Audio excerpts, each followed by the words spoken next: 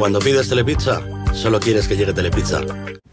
Se acabó la espera. Ahora te llevamos la nueva pizza 3 pisos por 7,95. Jagobak gauzaz komentatzeko galdera gutxi, hasteko partidua, bost gizoneko atzeko lerroa, arrazoiak, emaitzaren balorazio bat.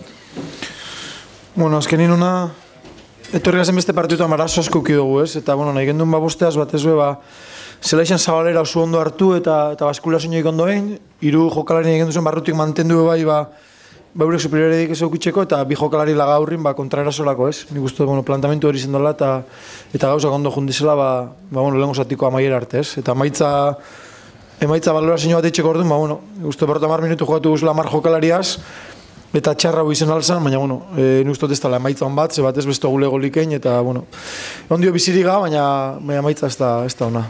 Epailaren lana, erabakigarria, Belaren penaltia, Inigoren txartel gorria, Inigok zehoz esan aldizu, zer esan dion edo zer ez dion esan?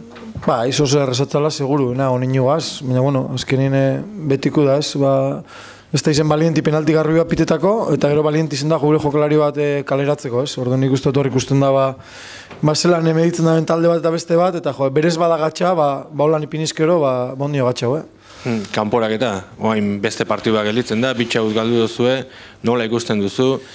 Gatxa, baina nik uste taldik horbe lan asko indabela azken arte, eta orgulloso onbia taldik indaben biharraz, ez? Eliminatuzio oso gatxa da, baina, ambiente bate lortzen duguna noetan, jentia torten dan bebai, eta aurretik ipintxe maga partidu, nik uste ondio eliminatorizio badaula.